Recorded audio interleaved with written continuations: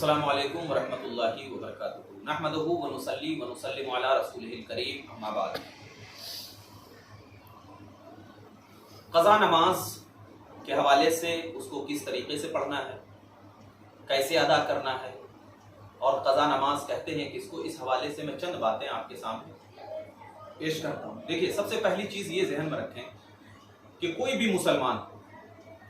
मर्द हो या औरत हो, जिस दिन से वो बालिग हुई है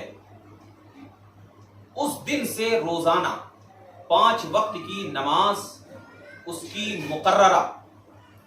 वक्त के अंदर पढ़ना ये फर्ज है। कोई मर्द हो या औरत, जिस दिन से बालिग हुई 5 वक्त की नमाज उसके मुकर्ररा औकात में, यानी जो नमाज का वक्त है उन औकात में पढ़ना जो है ये फर्ज है। ठीक है ना,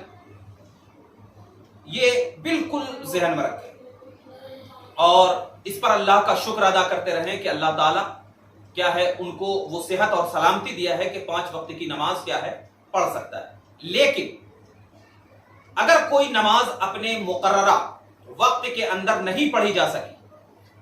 जो नमाज जो है अपने वक्त के जो वक्त मुकर्रर है, जैसे ज़ोहर का वक्त है या असर का वक्त है या जो जिसका जो वक्त है, अपने वक्त के अंदर अगर नहीं पढ़ी जा सकी तो उस नमाज को क्या कहते हैं, कज़ा कहते हैं। यानी जोहर की नमाज हमने जोहर के वक्त में नहीं पढ़ी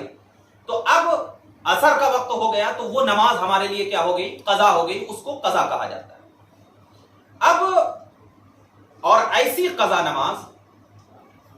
का हिसाब रखना और उनको बतौर कज़ा पढ़ना ये बिल्कुल हर मुसलमान मर्द औरत बालिग पर फर्ज है। यानी अगर हमारी नमाज कज़ा हो गई है तो उसका हिसाब रखना और उसको पढ़ना ये क्या है, हम पर फर्ज है। ठीक है, ये बात आप ज़हन में रखें। अब एक मसला इसमें यह है कि ऐसी कज़ा कि अगर बदकिस्मती से इतनी ज्यादा हो जाए, यानी हमारी अगर बदकिस्मती है कि इतनी ज्यादा हो जाए कि उनका हम बाकायदा क्या है वक्त का तयन नहीं कर सकते या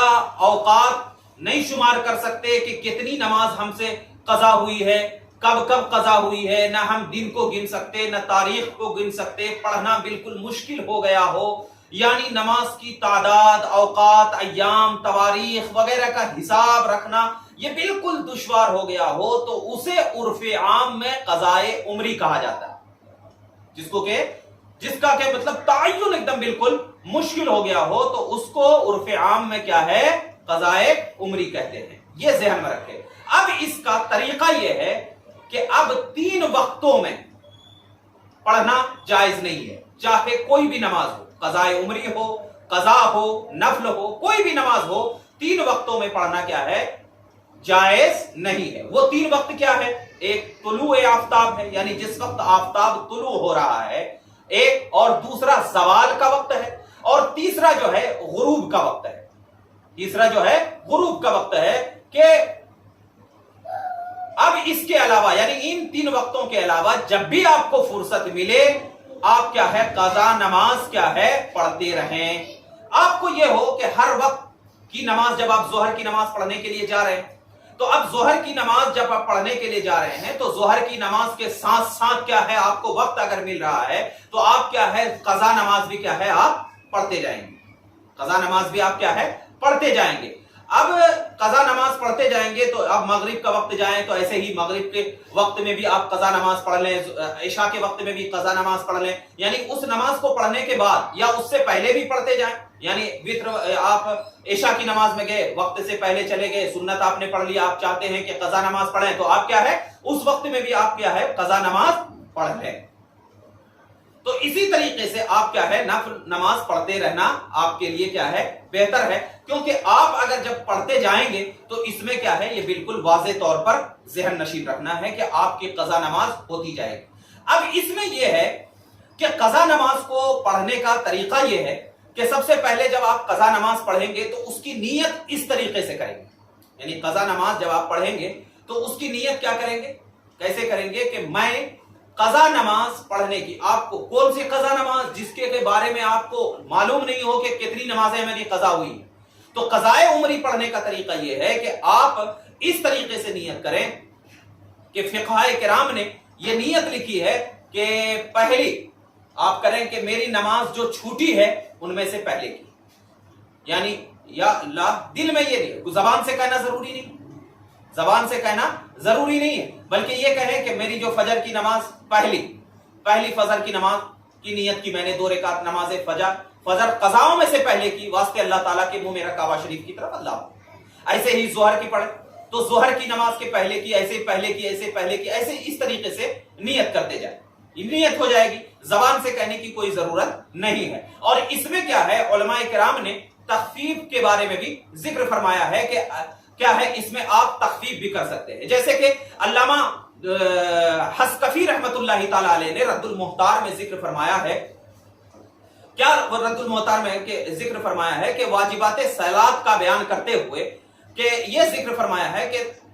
ان میں تعدیل ارکان کو بھی کیا ہے شمار کیا، یعنی جو تعدیل ارکان ہوتی ہے یہ کے بعد دیگرے، اس کے بعد دیگرے شمار کیا، اور لکھا ہے کہ رکوع اور سجود میں ایک تسبیح سکون کے ساتھ ٹھہرے رہنا یہ واجب ہے، یعنی صرف اور صرف کیا ہے، رکوع میں ہو یا سجدے میں ہو، اگر آپ نے ایک تسبیح کی مقدار سکون کے ساتھ آپ ٹھہرے رہے تو یہ ٹھہرنا کیا ہے، واجب ہے۔ 3 تسبیح کیا ہے آپ پڑھنا یہ سنت ہے، لیکن اگر قضائے عمری کوئی پڑھ رہا ہے تو کوئی انسان صرف ایک تسبیح پر بھی کیا ہے اکتفا کر سکتا ہے، تسبیح میں اکتفا کر سکتا ہے۔ اور ایسے ہی اب اگر کوئی فرض نماز آپ پڑھ رہے ہیں، تو فرض کی آخری جو 2 رکعت ہوتی ہے، یعنی 4 رکعت والی جو فرض ہے، تو فرض کی جو آخری 2 رکعت ہوتی ہے تو اس آخری 2 رکعت میں خاموشی کے ساتھ ٹھہرنا بھی کافی ہے، خاموشی کے ساتھ کیا ہے ٹھہرنا بھی کافی ہے، یعنی اگر کوئی سبحان ربی العظیم بھی پڑھ دے یا الحمدو بھی صرف پڑھ دے، کوئی ضروری نہیں ہے کہ پورے سورہ فاتحہ آپ پڑھیں، کوئی ضروری نہیں۔ ایسے ہی آپ کو قضائے عمری پڑھنے میں یہ بھی ہے کہ التحیات آپ جب پڑھ لیں گے، یعنی قائد اولا یا قائد اخیرہ میں جب آپ التحیات پڑھ لیں گے تو پورا درود ابراہیم یا پورا کیا ہے جو دعائے معصورہ ہوتا ہے اس کا بھی پڑھنا پورا ضروری نہیں ہے، صرف علماء فرماتے ہیں اللہم صلی علی محمد بھی آپ نے اگر پڑھ لیا التحیات کے بعد، اللہم صلی علی محمد بھی التحیات کے بعد پڑھ لیا تو بس کافی۔ یہ قضائے عمری پڑھنے کا طریقہ بتا رہا ہوں، تو اس میں تخفیف آپ کر سکتے ہیں، اس میں کیا ہے تخفیف آپ کر سکتے ہیں، لیکن آپ اگر سوچیں گے کہ فرض کی پہلی 2 رکعتوں میں ہم کیا یہ صرف سورہ فاتحہ پڑھ لیں اور کیا ہے دوسری سورت میں ملائیں، تو یہ درست نہیں، یہ کیا ہے درست نہیں ہے۔ ہاں آپ کو تو بہتر یہ ہونا چاہیے کہ آپ اسی طریقے سے پڑھیں جیسا کہ عام طریقوں سے آپ نماز پڑھتے ہیں۔ یہ تو کیا ہے اس شخص پر ہے جو کہ کیا ہے ایک دم بالکل حد درجہ کمزور ہو چکا ہو یا کیا ہے اس کو کھڑے ہونے کی طاقت نہیں ہے، تو کیا ہے اس کو تخفیف کی صورت بتائی گئی۔ ایسے ہی جو وتر کی بھی جو قضا ہے، وتر کی قضا ہوئی ہے تو دعائے قنوت کے بجائے اللہم اغفر لی اتنا بھی پڑھ سکتے ہیں۔ دعائے قنوت یعنی تیسری رکعت میں جب اللہ اکبر کہہ کر کے ہاتھ باندھتے ہیں اور دعائے قنوت پڑھتے ہیں تو دعائے قنوت کے بجائے آپ اللہم اغفر لی بھی پڑھ سکتے ہیں۔ علماء فرماتے ہیں اس لیے کہ تیسری رکعت میں دعائے معصورہ پڑھنا یہ واجب قرار دیا گیا ہے، لیکن کسی خاص مخصوص دعا کو پڑھنا یہ واجب نہیں دیا ہے۔ دعائے قنوت یہ سنت ہے، دعائے قنوت مخصوص دعائے قنوت پڑھنا یہ سنت ہے، اور جب دعائے قنوت مخصوص پڑھنا سنت ہے تو کسی دعا کو خاص کرنا یہ واجب نہیں ہے۔ اور اللہم اغفر لی یہ بھی دعا ہے، تو لہٰذا کیا ہے آپ اس دعا کو بھی پڑھ سکتے ہیں۔ لیکن میں خلاصہ یہ بتا رہا ہوں آپ کو کہ قضائے عمری جب آپ پڑھیں تو بہتر یہی ہے کہ آپ اسی طریقے کو اپنائیں جو طریقہ کہ آپ پہلے سے نماز پڑھتے تھے۔ لیکن آپ سوچیں گے کہ ہماری زیادہ نماز ہے، یہ طریقہ پڑھیں گے تو کیسا ہے، تو شریعت نے آپ کو چھوٹ بھی دیا ہے کہ اس طریقے سے آپ کریں، کہ نیت اس طریقے سے کریں کہ نیت کی میں نے ظہر کی نماز کی پہلے کی واسطے اللہ تعالیٰ کے منہ میرا کعبہ شریف کی طرف اللہ اکبر، تو آپ اور یہ زبان سے کہنا ضروری ہے، دل میں اگر آپ نے نیت کی ہے میں نے قضائے عمری کی نیت کر لی ہے ظہر کی تو بس یہ کافی ہے، تو اس بات کا خیال رکھا۔